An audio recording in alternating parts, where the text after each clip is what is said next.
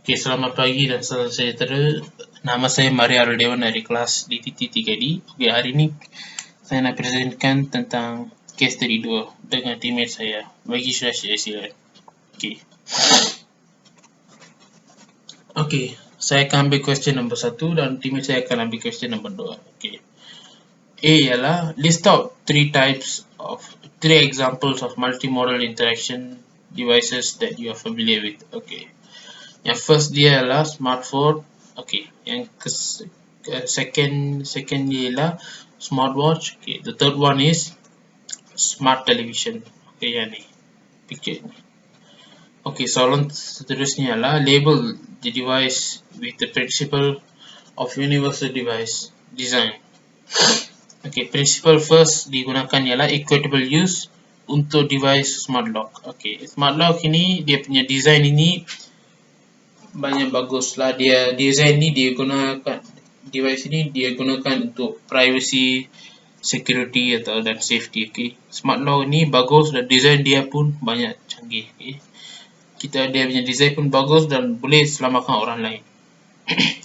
Okay, device yang seterusnya ialah smartwatch. Okay, dia punya principle lah flexibility in use. Okay, user ni dia boleh pakai dalam tangan dan tak akan rasa lah sebab dia banyak lightweight. Dan dia punya user punya application pun precise and accurate. Okay, dia boleh guna nama-nama tangan right atau left.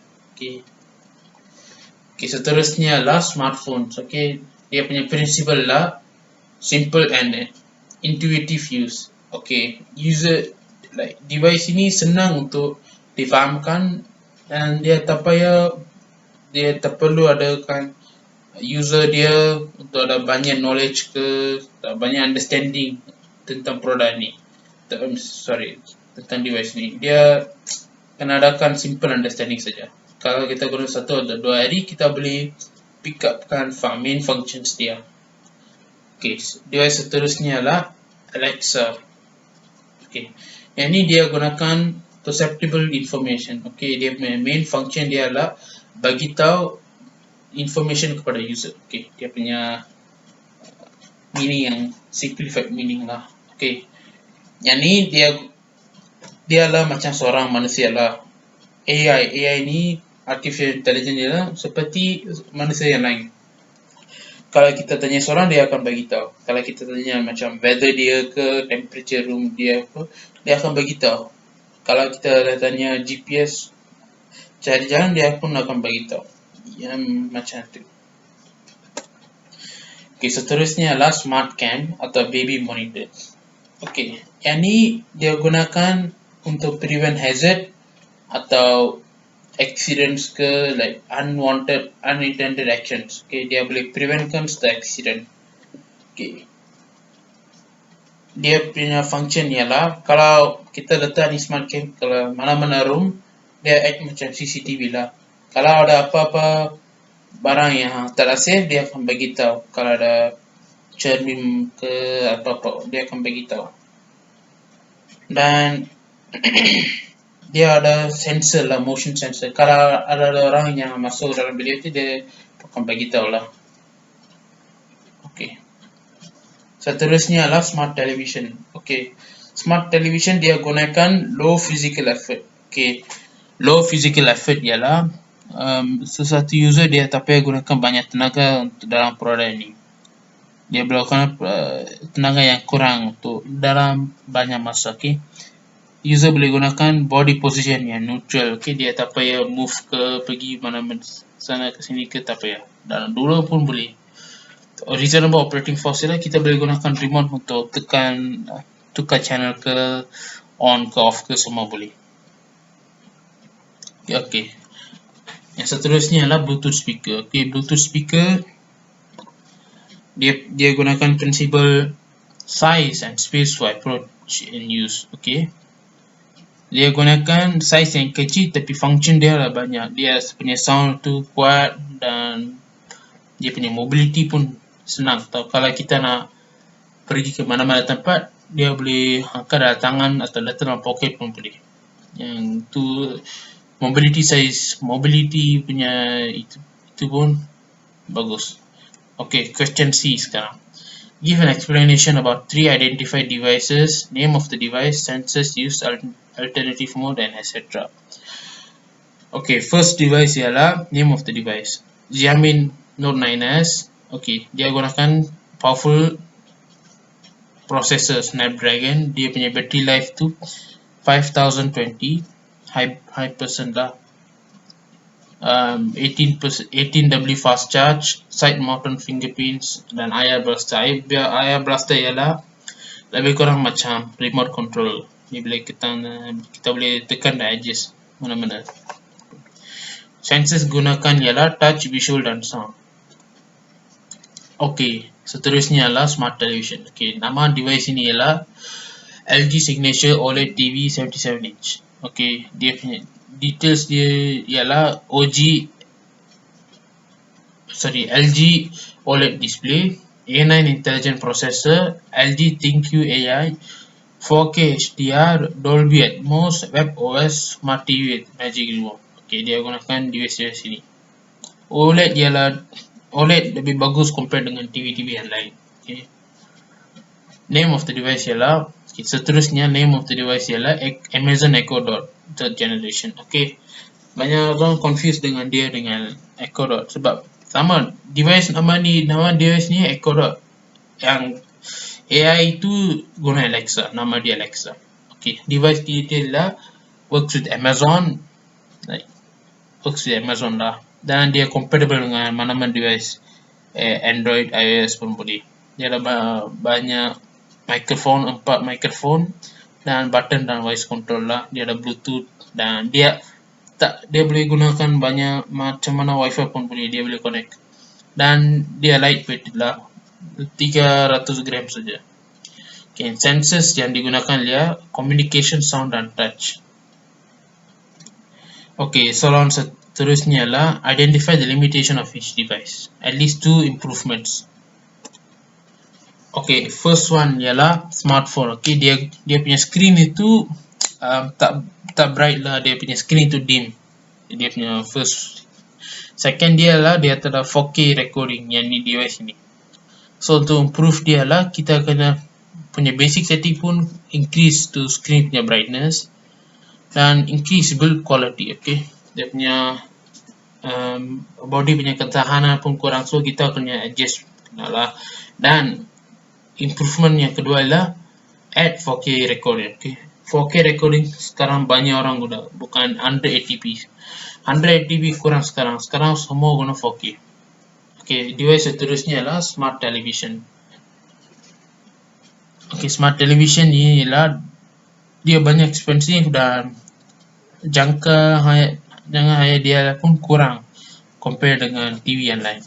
Okay, untuk improvement ialah put a reasonable price. Okay, put a reasonable price so that orang lain boleh beli dan increase life dia, like sebab price dia pun sangat-sangat tinggi, so try to increase the lifetime lah. Okay, Alexa dia punya kekurangannya dia terdisplay. Kalau apa-apa problem dia bagi tahu saja, so kita boleh tahu apa yang problem yang precise dia. Down sound dan dia tak boleh pergi ambil mana-mana, dia tak portable. Okay, dia kena dalam charger dalam semua time. Okay, untuk improvement ialah add a smart display. Okay, kena add smart display untuk help user itu dan juga make the device portable. So kalau the user ambil pergi mana-mana boleh. Okay, that's all from me. Thank you. Next, I'll go to my friend, Mr. Vagish. Hello, my name is Vagish Raj, son of Jayasilan from class DDT 3D. Today I'm going to present about question 2, which is my product. Okay, firstly is introduction to your product.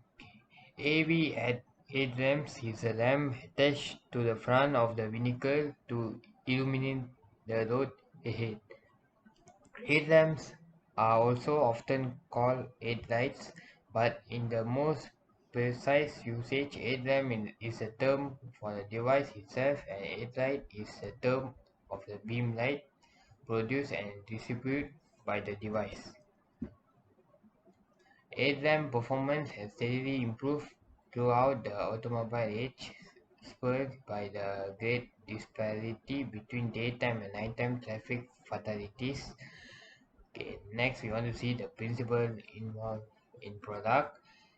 First is equitable use, second is flexibility in use, third is simple and intuitive use, fourth is perceptible information, fifth is low physical effort, and the last one is size and the space for approach and use.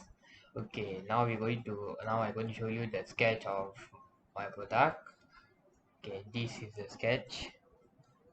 Now we're going to see label. Okay, these are the label from my product. There's a camera and tracker, GPS indicator, moisture fabric, the light button, and there's a night vision mode and lamp, GPS, and there's a brightness setting. Okay, function of the each item in product. Okay, camera actually to record and for the rangers to see the track of the users, lamp as a source of the light for the users in case if they cannot see the trail or it is getting dark.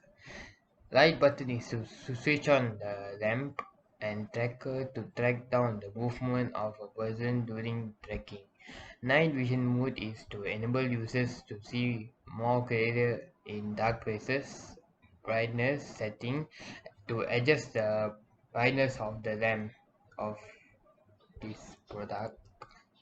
Moisture fabric is the metal that is made from fabric. GPS is navigation system that use satellite receiver and algorithm to synchronize location, velocity, and time data for air, sea, and land travels. GPS indicator for indicating the GPS tracker, which we use to track the trackers. Okay, explanation on how to use this product. Firstly, to track down the movement of the hikers, they must switch on the GPS button, and if the light is blinking, then the GPS tracker is working. So you have to see whether the light is blinking or not. So then only the GPS tracker will work properly. They also must switch on the lamp so that the GPS can track the movement of the hikers. It also has a camera and GPS indicator. This device also can track very accurately during day and night. So this device has no problem to track on day and night. It is also most accurate than most of the product now is selling in the market. It is also can measure the rank of hikers. So benefits of this product. This product is very light and it comes small in size. It is also very effective to track down the movement of the hikers. It is also it is also waterproof for 5 minutes, which means it can last long in water for 5 minutes. If it is keep more than 5 minutes, then actually it can cause a serious damage to our product. It is also durable, which means this product not easy cannot easily break. Okay, that's all